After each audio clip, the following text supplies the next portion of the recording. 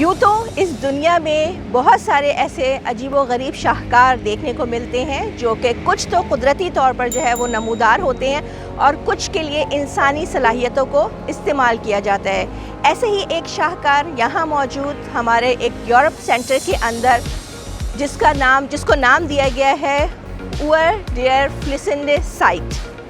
ये एक European French artist का शाहकार है जिसने घड़ी को इस अंदाज से बनाया है कि देखने वाला हैरान रह जाता है।